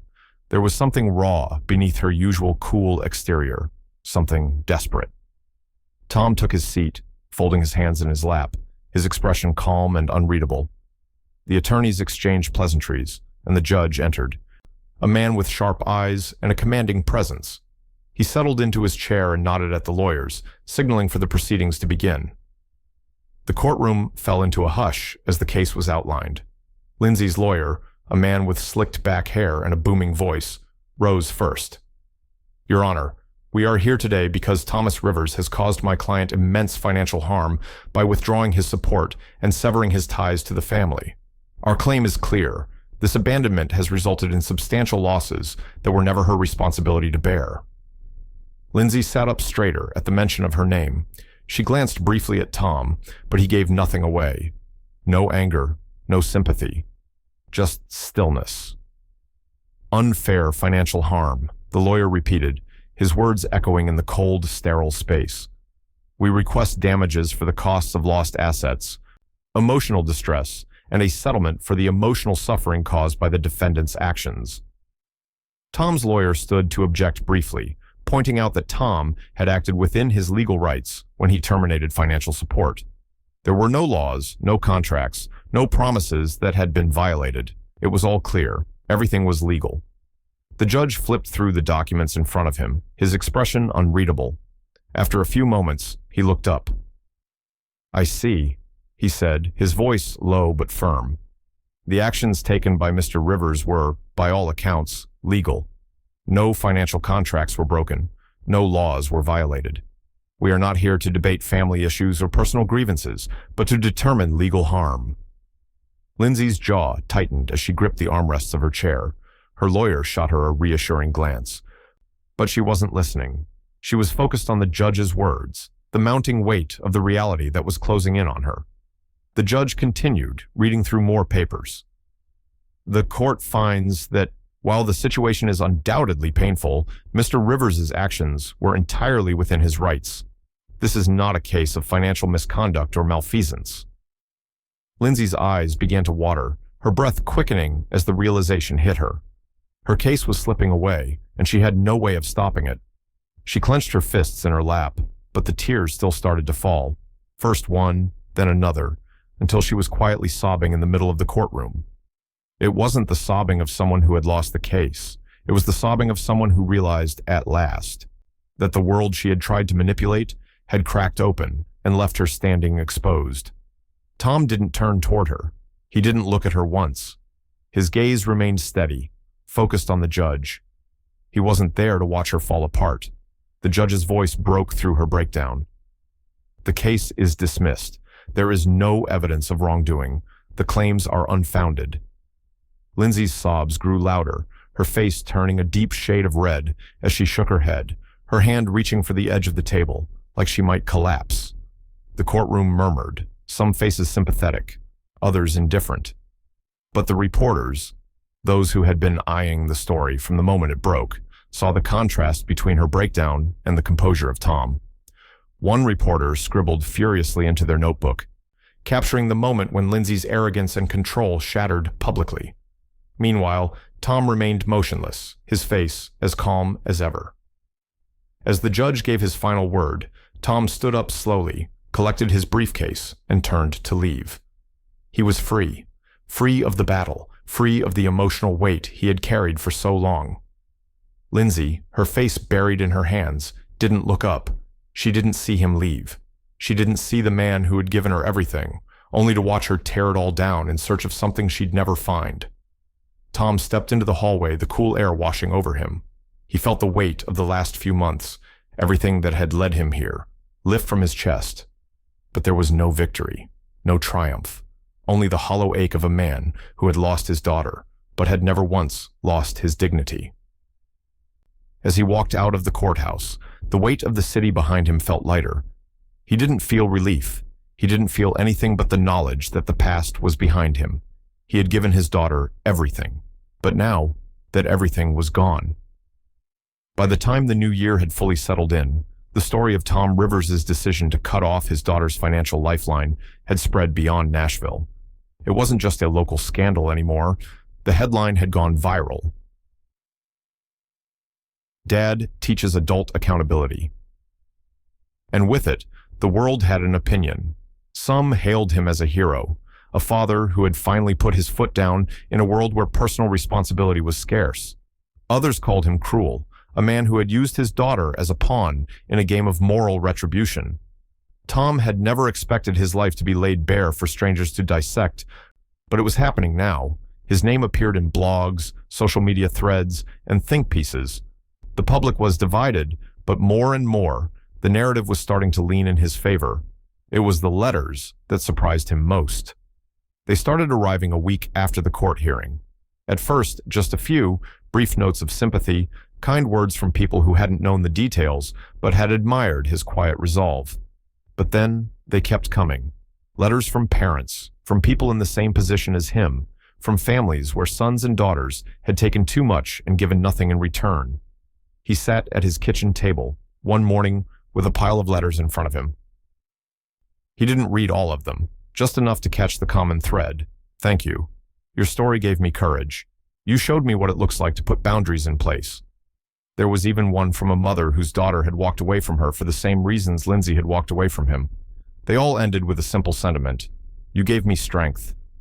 Tom read the letters quietly, the words almost surreal in their sincerity.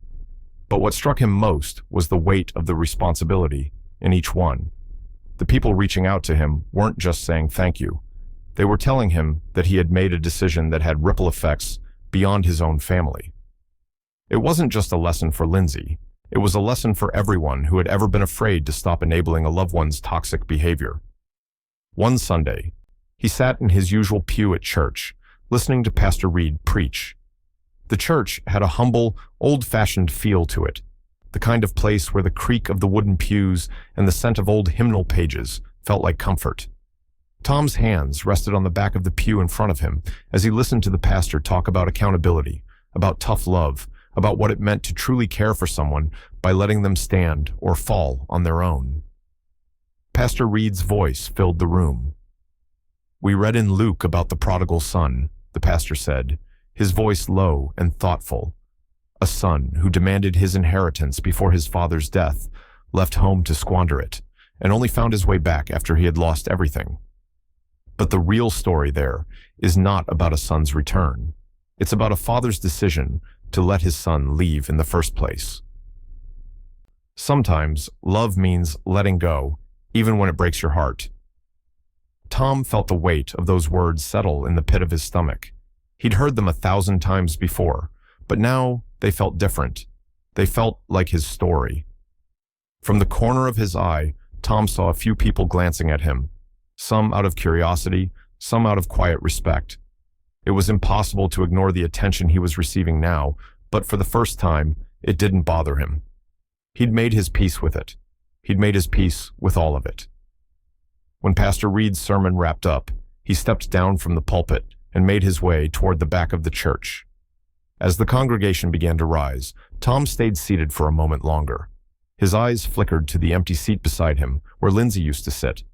He could see her there, in his mind, her arms crossed, her defiant smile, the way she had always found something to criticize, even in the simplest of moments. But now, that seat was empty. A tightness settled in his chest. He had spent so many years trying to win her approval, trying to show her that he was more than just the man who paid the bills. And now, after everything, he realized that she would never understand. That was the hardest part. The hardest part was knowing that his love for her, the kind of love that had carried him through so many sleepless nights, was not something she had ever really seen. Still, he bowed his head, feeling the weight of the silence around him. The church had begun to clear out, but he stayed where he was, the echoes of the sermon lingering in his mind. Forgiveness quietly forming. He wasn't sure if he could forgive her just yet, or even if he should. But for the first time, he wasn't angry anymore. Not with her, not with anyone. He'd done what he could. He had set his boundaries. And now, there was only the quiet of letting go. As the last of the congregation filed out, Pastor Reed approached him. He smiled warmly, but there was something in his eyes, something deep, a quiet understanding. "You did the right thing, Tom," he said, his voice low. "Sometimes the hardest part of love is knowing when to let go." Tom nodded, standing slowly. "I know," he said softly. "I just hope she finds her way back." Eventually. Pastor Reed clapped him on the shoulder. In time, my friend, in time. Tom stepped out into the cold evening air, the first of the night's frost already beginning to settle on the ground. He felt the chill, but it didn't bite anymore. The weight of the past months had lifted, and for the first time in a long while, the world felt still, balanced. But as the church doors closed behind him, Tom couldn't help but wonder, when would he hear from Lindsay again? Or would he? It was a morning like any other, quiet, still, the world outside his window wrapped in the soft blanket of early February snow. Tom sat in his usual chair by the window, a cup of coffee in his hand, watching the flakes fall lazily from the sky. The house was cold in the early hours, the warmth of the heater barely enough to chase away the chill of the empty space. The silence had become familiar, a constant companion that neither suffocated nor comforted him. It simply was. He had learned to live with the emptiness. The house felt like a shadow of its former self, empty rooms, an echo of laughter now lost. There were no more arguments, no more pleasantries exchanged across the table, no more complaints about his discipline or his control over the family finances. For the first time in years, he had no one to answer to. That didn't make it easier. The phone on the kitchen counter buzzed, its screen lighting up with an unknown number. Tom didn't move at first. He had learned not to expect calls, especially from Lindsay. After everything, after the months of silence, he had made peace with the idea that she might never reach out again. But something about the number, the way it flashed on the screen, pulled him in. He walked across the room, picked up the phone, and answered without looking. "Hello?" he said, his voice low. The silence on the other end was thick, almost as if the person on the other side wasn't sure they should speak. But then a soft voice broke through. "Dad?" It was all it took. The sound of her voice, barely audible, carried a weight that Tom hadn't realized he was waiting for. He closed his eyes for a moment, steadying himself, knowing this was it, the moment he'd both feared and anticipated. "Lindsay," he said quietly, his voice a little rougher than he expected. "It's been a while." There was a slight pause before she spoke again. "I know, I didn't know how to reach out before. I didn't know what to say." Her voice cracked at the end of the sentence, and Tom could hear the exhaustion in her words, the rawness. He didn't respond right away, letting the silence stretch between them. It was enough. He didn't need her to explain herself. Not now, not anymore. "I'm working 2 jobs, she continued after a long pause. "I'm paying rent. Her voice faltered. "I'm doing it. On my own, Dad. I just wanted you to know. I paid my first bill myself." Tom's grip on the phone tightened, his knuckles white against the plastic. He hadn't expected those words, the words he'd waited years to hear, and yet they were heavier than he could have imagined. "You did," he said, his voice soft, almost reverent. A small smile tugged at the corner of his mouth. "I'm proud of you, Lindsay. That plate's waiting." The words hung in the air, and for a moment, Tom wasn't sure if she would respond. But then, the sound of her breath shuddering on the other end of the line pierced the silence. "I'm sorry," she whispered, her voice thick with emotion. The tears were audible now, breaking through her carefully controlled exterior. "I'm so sorry for everything, for all of it, for not seeing it before." Tom sat back in his chair, his chest tight, the weight of her apology sinking in. There was no grand gesture, no sweeping redemption, just the quiet acknowledgement that she had finally begun to see the consequences of her choices. "I know you are," he said, his voice steady but soft, the words carrying more weight than he had meant them to. "But it doesn't change the past. I'll never stop loving you, but you had to find your own way. That's how you grow." Lindsay was silent again, the sound of her shallow breathing filling the space between them.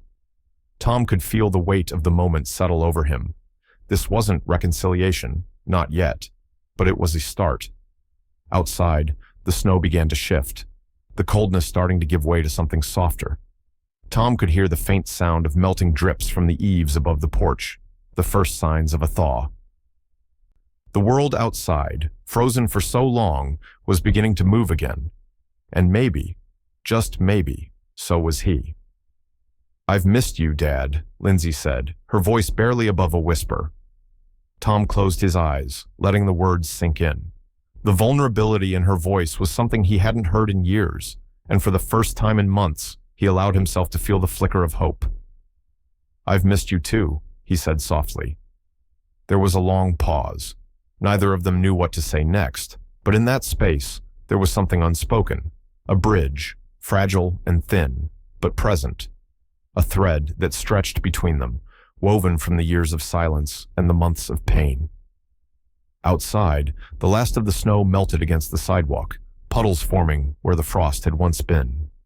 And inside, Tom listened to his daughter's quiet sobs, the sound of healing beginning, one breath at a time. The thaw had come, but whether it would be enough to bridge the distance between them, he didn't know. Not yet. The house was quiet again on New Year's Eve, a calmness that settled over the small rooms like a soft, heavy blanket. Outside, the cold pressed in on the windows, the wind howling faintly in the distance. Inside, the warmth of the kitchen filled the space, the scent of roast chicken, potatoes, and fresh bread, inviting in a way that made everything feel more ordinary, more settled. Tom had invited Molly, Cal, and Pastor Reed for dinner, a small, quiet gathering, just a few of the people who had stood by him through the past year. The table was simple but clean, a few candles flickering in the center, their soft light casting shadows on the old wooden surface. There was one empty chair, though, placed with intention at the end of the table. Tom hadn't said anything, but Molly had noticed it as soon as she arrived. "You think she'll come?" Molly had asked earlier as she set the last of the plates down. Tom hadn't looked up from the stove when he replied, "Don't know, but the chair's there if she does." Molly didn't ask again. It was clear from the way Tom spoke that he wasn't sure himself, but he hadn't closed the door completely. The conversation that evening was light, though there was a current of something deeper beneath it, a quiet understanding of what had happened, what had been lost. Pastor Reed talked about the new beginnings the new year promised, the chance for everyone to start fresh, and Cal discussed the latest case he'd been working on, his voice warm and familiar. Tom listened, nodding occasionally, his attention split between the conversation and the small, empty chair. The evening passed slowly, each word at the table layered with a sense of resolution, yet tinged with the weight of what was missing. It was a comfortable quiet, one that wasn't full of expectation or resentment, just the slow turn of time moving forward. As the meal wound down, a knock came at the door. It wasn't the usual gentle tap of the wind against the window, but a firm, deliberate knock. For a moment, the conversation at the table stopped, and every eye turned toward the door.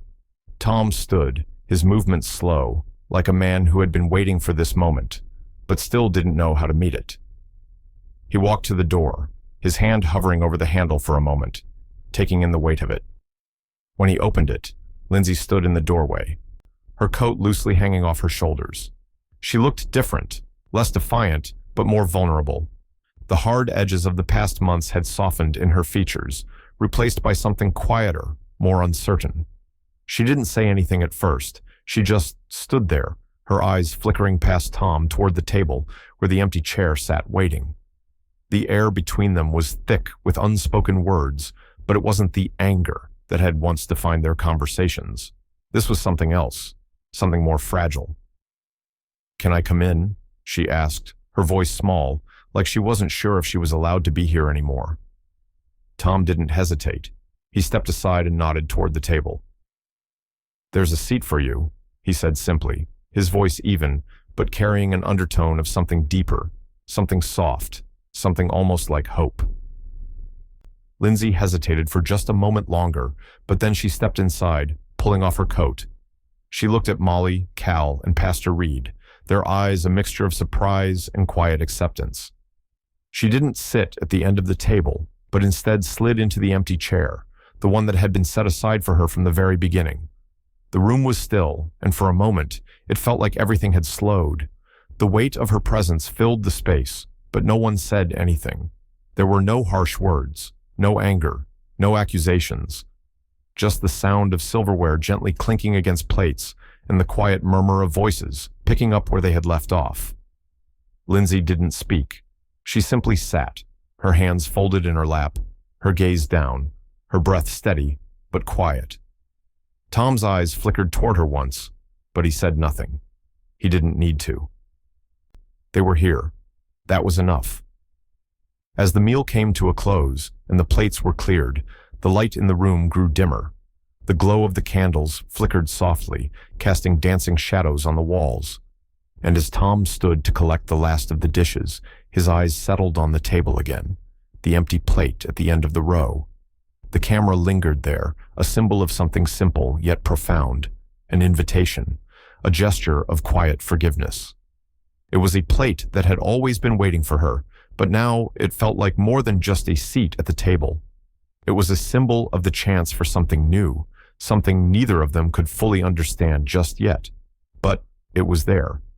Outside, the first signs of thaw were beginning to show.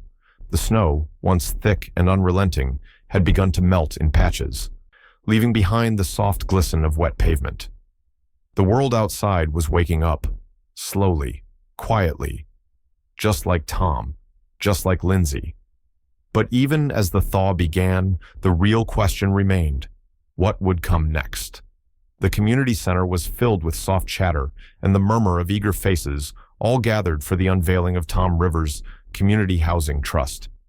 It had been months since the world had been introduced to his story, and while the media's fascination with him had mostly faded, the purpose of the trust had grown into something more than just a headline. It was a quiet, enduring testament to the lessons he'd learned and the ones he'd taught.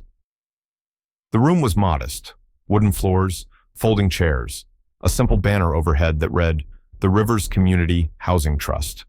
There was no fanfare, no grand speeches. Tom wasn't the kind of man to make speeches. He had always preferred the work to speak for itself, and today was no different. But the press had shown up.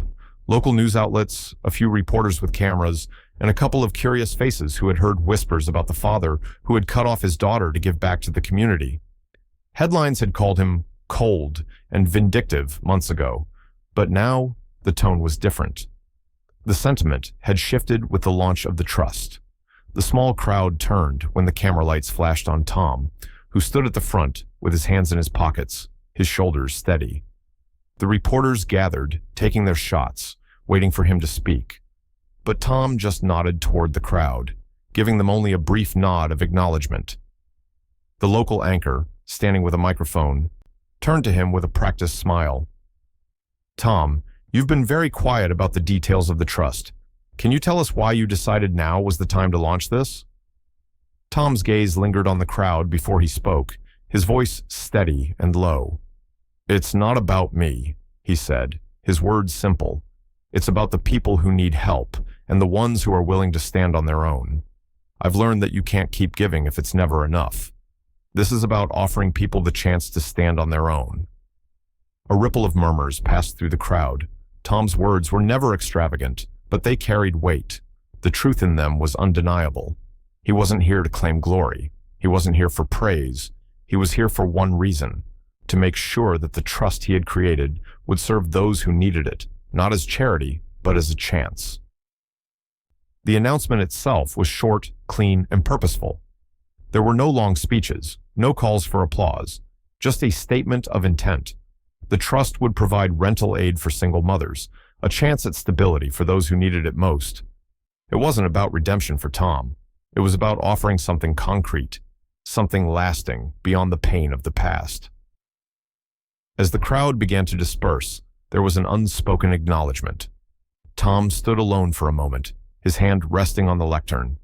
His heart felt lighter than it had in months, though it still carried the quiet ache of the years gone by. He watched as people lined up to sign up for assistance, their faces hopeful, relieved even, to know that someone in this small corner of the world had made a way for them. But then his gaze shifted toward the back of the room. There, at the edge of the crowd, was Lindsay. She stood alone, her arms crossed, eyes fixed somewhere just above the crowd. She hadn't come forward, hadn't spoken to him.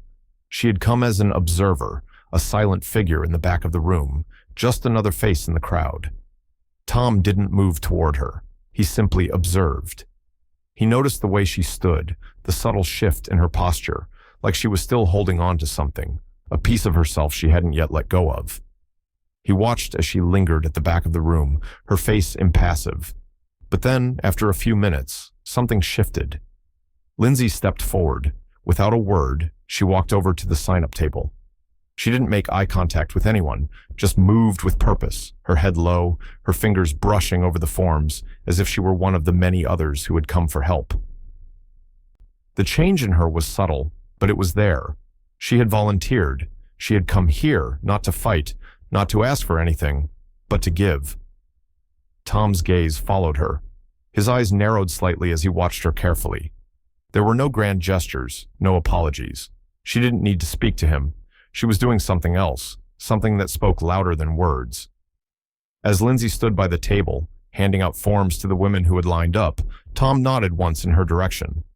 It wasn't a gesture for the crowd or for the reporters. It was just for her, his approval, a quiet acknowledgement that she had finally taken a step towards something real. The moment passed quickly. No one else noticed, but to Tom, it was a small, powerful thing. He had done what he had set out to do, created a foundation for those who needed it. And now, Lindsay had taken her first step.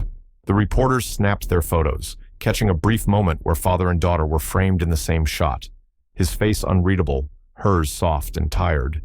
The flash of the cameras captured a glimpse of something raw and unspoken between them. For just a moment, the world outside seemed to pause. Then the applause began, soft at first, then building as more people saw what had been achieved, what had been given. The trust, the community, the small steps toward healing. Tom stood there, his hands at his sides, absorbing the quiet affirmation. But inside, something had shifted. The past was still there. It would never fully leave. But now, the future seemed more like a possibility.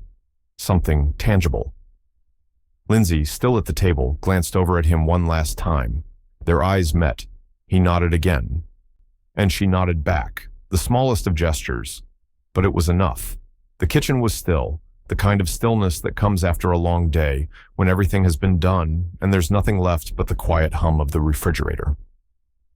Tom sat at the small wooden table, the last of the evening's light fading through the window, casting soft shadows across the room.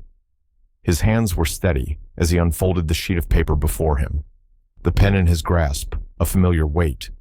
It had been a long time since he'd written anything like this, something so final, something that wasn't about a bill or a lease or a decision that could be undone. This was different. This was for her. His eyes lingered on the empty chair across the table, the one that Lindsay had once filled, the same chair that had held so many arguments, so many unsaid words. The same chair that was now, like everything else, vacant. He'd tried. He had tried to be the father she needed.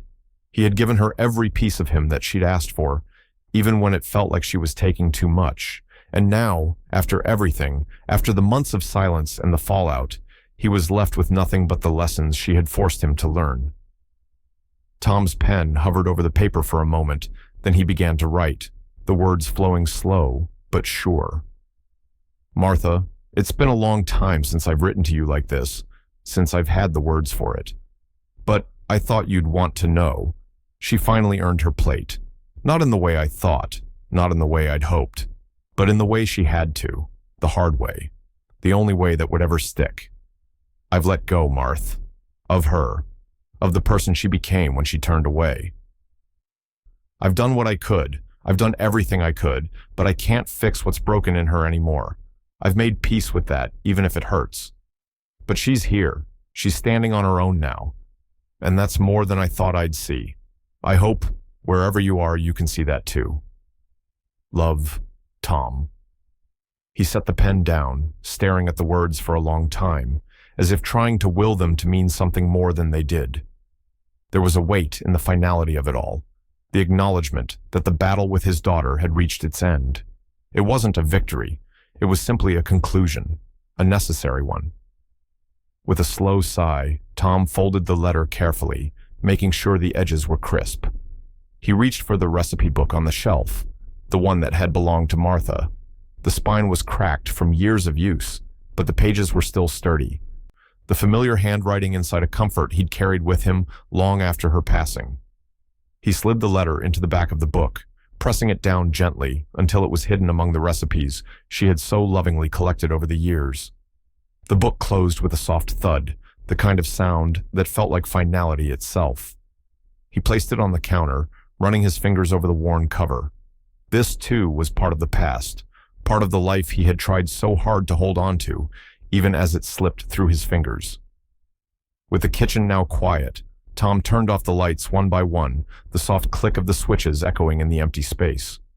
He moved slowly, as if savoring the stillness, as if the darkness that settled around him wasn't something he dreaded, but something he had come to accept. The porch door opened with a creak as Tom stepped outside, his breath rising in the cold air. The snow had started falling again, soft and slow, blanketing everything in sight.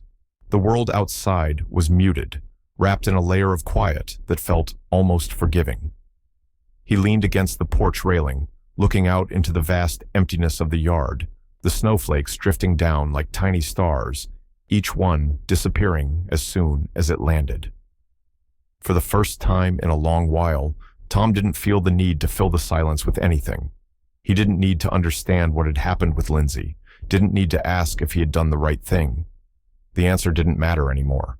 The decision had been made, and he was here now, in this moment, standing in the cold, with nothing but the falling snow, to remind him that life continued. As he stood there, something like peace settled in. Not the kind that comes from resolution, but the kind that comes from simply letting things be. The kind of peace that came when you no longer had to chase after answers that would never come. A soft voice seemed to whisper in the stillness. Martha's voice, in his mind. It was the memory of her, of the way she had always known when to let go, when to give up the fight. He felt the warmth of her presence in his chest, even in the cold. And as the snow began to fall harder, the quiet wrapping around him like a blanket, he whispered to the empty yard, "They served me shame. I served them wisdom." Tom stood there, letting the words hang in the air, knowing that what had been done couldn't be undone. But maybe, just maybe, this was how it was always meant to be. The camera slowly panned upward, the soft glow of light from the kitchen window casting a warm halo in the distance. The house, still and quiet, stood like a witness to the years that had passed. Inside, the plate at the end of the table remained empty, waiting for a daughter who might never return, but always, somehow, still there. And as the camera slowly faded to black, the sound of the snow, soft and forgiving, filled the silence, like the world itself was giving him a second chance.